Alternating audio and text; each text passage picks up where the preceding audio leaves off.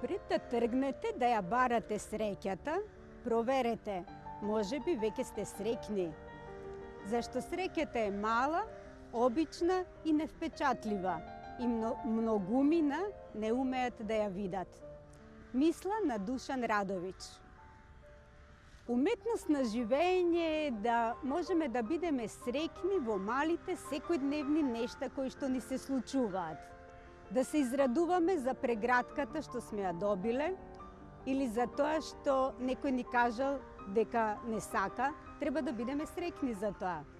Да бидеме среќни за успешно завршената работа, некогаш и мала работа што сме направиле.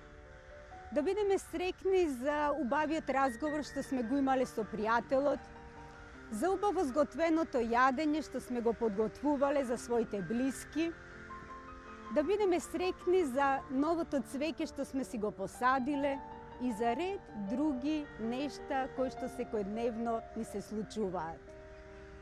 Кажете благодарам за убавото доживување и застанете малку. Почувствувајте ја енергијата на таквото убаво доживување. Почувствувајте ја среќата. Така ја акумулирате таа енергија на среќа во себе и се отворете да доживеете уште повеќе среќа.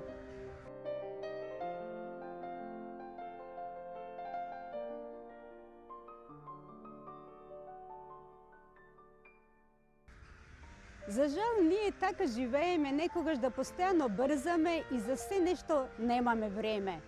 Па така немаме време ни за овие мали доживувања, немаме време да им посветиме внимание. Тоа значи дека не ја искористуваме таа енергија и испаѓа како да нештата не се случуваат, и испаѓа како да ништо не ни се случува во животот и сме тажни поради тоа.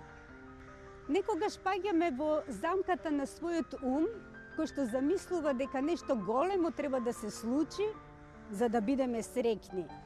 Меѓутоа, вистината е дека ако не умееме да се радуваме на малите нешта што вообичаено секојдневно ни се случуваат, тогаш нема да бидеме среќни кога и тој голем настан ќе се случи, затоа што не научивме како да бидеме среќни. Или некогаш нашиот ум има некоја своја представа што се надворешно треба да се случи и да имаме за да бидеме среќни. А кога тоа го немаме, сме многу разочарани и тажни.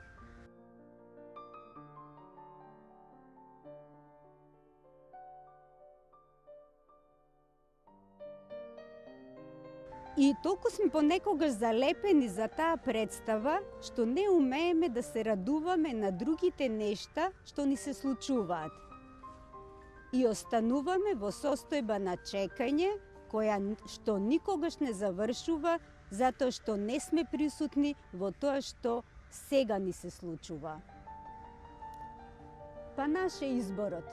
Дали ќе останеме со нашите представи за тоа како треба животот да изгледа за да ние бидеме среќни, или еднаш ќе се разбудиме од сонот на своите ментални илузии и ќе почнеме на вистина да го живееме животот и да му се радуваме. Затоа бидете среќни кога некој ве сака. Немојте да останувате премногу со мислата на некој кој што си отишол од вашиот живот. Туку помислете на сите оние кои што сега се присутни во вашиот живот, се грижат за вас и ве сакаат. Така ја генерирате волшебната енергија на љубовта и не останувате со чувството на недостаток дека нешто ви недостасува.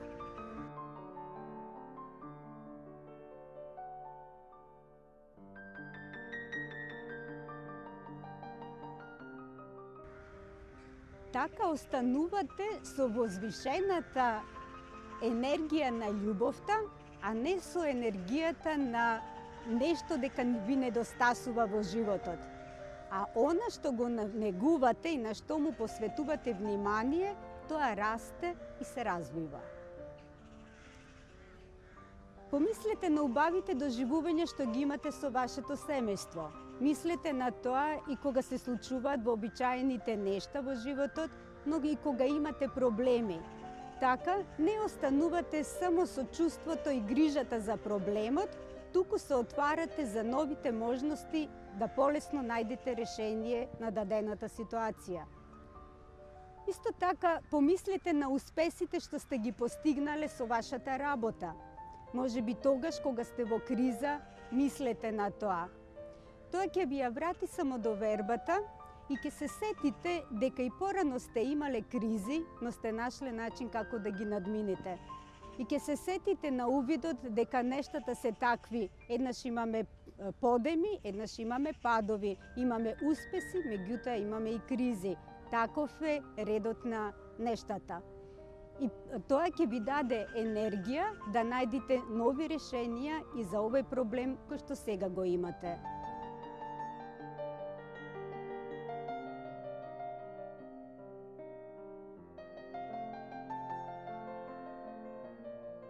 Почитувајќи го она што сега го имаме и сме го постигнале, и овозможуваме на среќата да се вткае во нашето секојдневие. Зашто среќата е мала, обична и невпечатлива. Па да провериме, можеби веќе сме среќни.